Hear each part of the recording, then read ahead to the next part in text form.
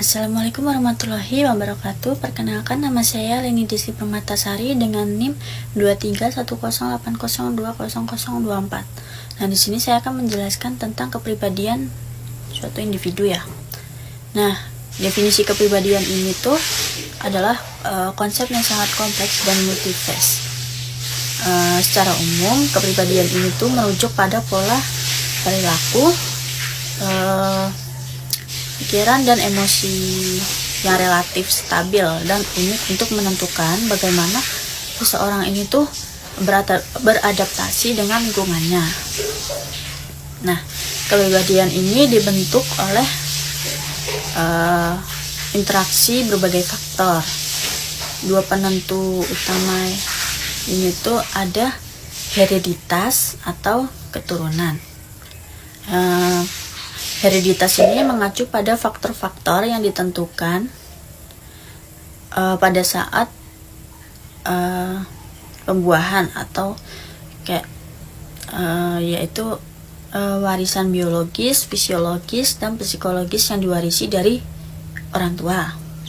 Nah, yang kedua ini tuh ada sifat atau traits. Nah, ini adalah karakteristik yang bertahan lama dan konsisten yang menggambarkan perilaku individu. Nah, sifat ini tuh cenderung seseorang untuk berpikir, bertindak, atau merasa dengan cara tertentu dalam berbagai situasi. Nah, sifat-sifat individu ini, sifat-sifat individu atau traits ini tuh pada dasarnya adalah manifestasi dari bagaimana warisan genetik berinteraksi dan dibentuk oleh faktor lingkungan seperti budaya, keluarga, norma sosial, dan pengalaman dan lain-lain gitu ya, yang kemudian menghasilkan pola perilaku dan interaksi yang stabil. Selanjutnya itu ada kerangka kepribadian. Nah, kerangka kepribadian ini tuh sistem terstruktur atau model konseptual yang digunakan oleh para psikolog dan peneliti untuk mengorganisir, mengukur, dan menjelaskan sifat-sifat dasar dan juga pola perilaku yang konsisten pada individu.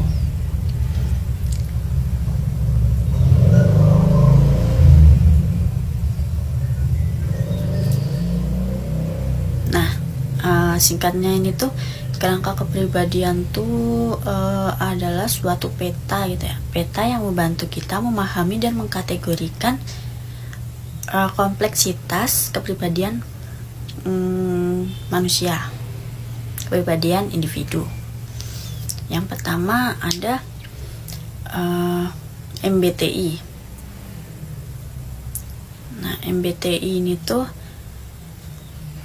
adalah suatu alat penilaian kepribadian yang didasarkan pada teori tipe psikologis yang tujuannya itu untuk membantu seseorang memahami preferensi bawaan dalam bagaimana sih mereka berinteraksi dengan dunia dan mengambil keputusan.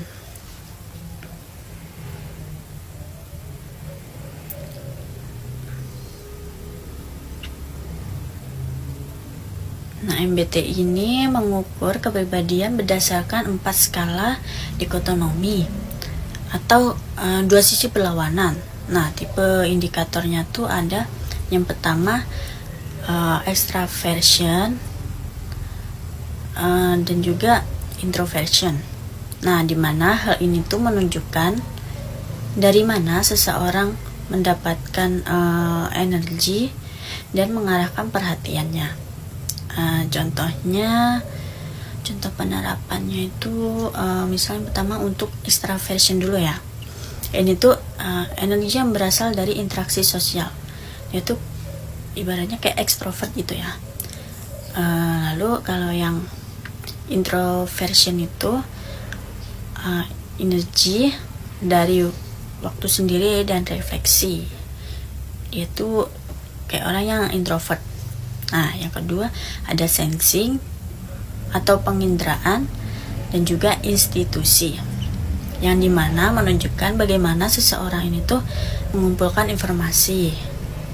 Nah, untuk penerapannya itu untuk yang sensing dulu ya, yang penginderaan. Nah, dia tuh fokus pada fakta, detail, dan pengalaman saat ini. Ini tuh bersifat nyata. Sedangkan institusi ini tuh fokus pada pola, kemungkinan, teori, dan juga gambaran besar. Yang ketiga ada thinking, berpikir, dan feeling, merasakan, yang dimana menunjukkan bagaimana seseorang ini tuh dalam membuat suatu keputusan. Untuk contoh penerapannya itu yang di thinking dulu ya, ini tuh memakai logika, objektivitas, dan juga analisis.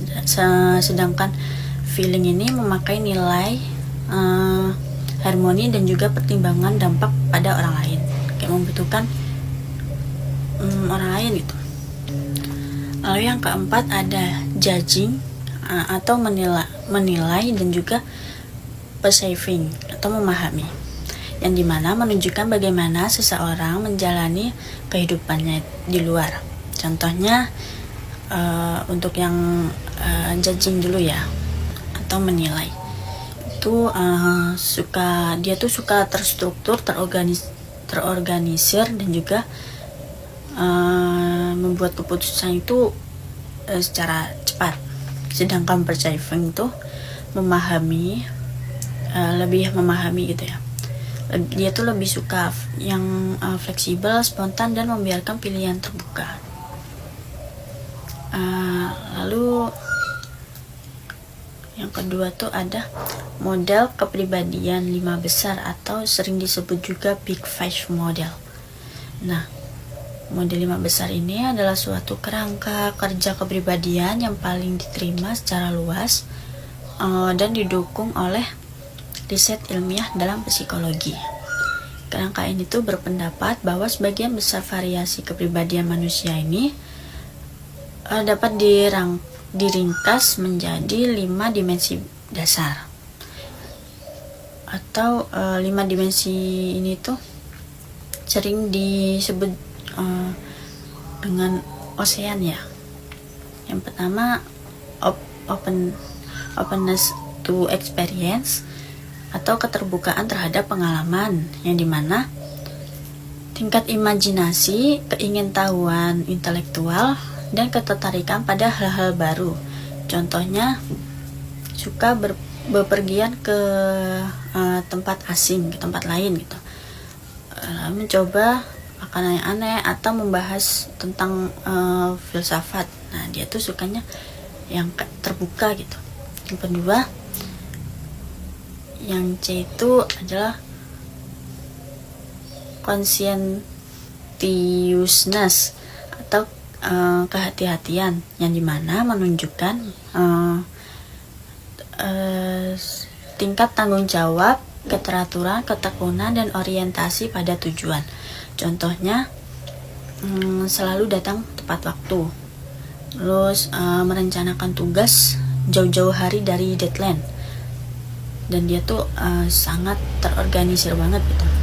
Yang ketiga, yang E itu ada extraversion atau ekstraversi, yang dimana menunjukkan tingkat kenyamanan seseorang dalam hubungan sosial berkaitan dengan keramahan dan energi sosial.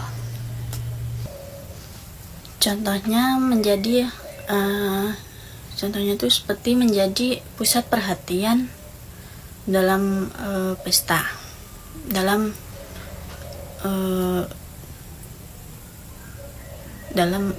dia banyak bicara dan berteman dengan mudah.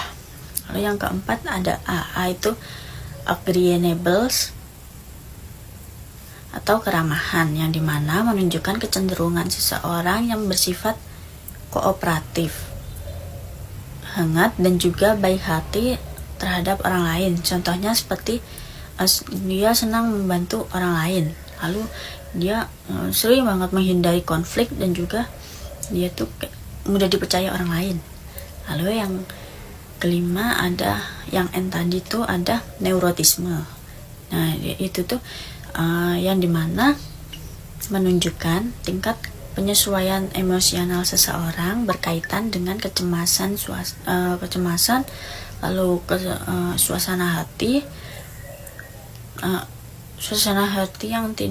yang gelisah gitu, yang tidak stabil dan mudah marah. Contohnya seperti cenderung khawatir yang berlebihan tentang hal-hal kecil, dan dia tuh mudah merasa sedih dan bereaksi kuat terhadap stres, gampang stres itu. Lalu yang ketiga ada dark triad atau 3 serangkai gelap. Nah ini tuh adalah kerangka kepribadian yang terdiri dari 3 sifat kepribadian yang secara sosial itu tidak disukai, atau dalam arti itu sifat gelap gitu ya, tetapi ditemukan dalam populasi umum dan dapat memprediksi perilaku antisosial. Ada 3 sifat yang membentuk dark triad ini. Yang pertama ada narsisme. Narsisme ini yang dimana menunjukkan rasa keagungan dirinya yang berlebihan. Dia tuh kayak merasa berhak sendiri gitu. Kayak intinya tuh dia tuh sombong gitu ya. Dan dia juga kurang empati pada orang lain. Contohnya itu kayak sering membuat membuat prestasi dan menganggap dirinya itu tuh lebih unggul, dan dia sering banget sensitif terhadap kritik, tidak menerima kritikan gitu. Lalu yang kedua ada Machiavellianisme atau kecenderungan untuk bersikap sinis, manipulasi, dan dia tuh sering berfokus pada kepentingan dirinya sendiri. Nah, contohnya itu seperti berbohong atau menipu untuk mendapatkan keuntungan pribadi. Lalu bersikap ramah hanya untuk tujuan tertentu dan tidak mengganggu moralitas. Lalu yang ketiga ada psikopat, yang dimana kurangnya empati, impulsif, kurang rasa bersalah atau penyesalan, dan mencari sensasi. Contohnya tuh seperti mengambil resiko yang sembarangan gitu, acuh tak acuh terhadap penderitaan orang lain, dan sering melanggar aturan sosial.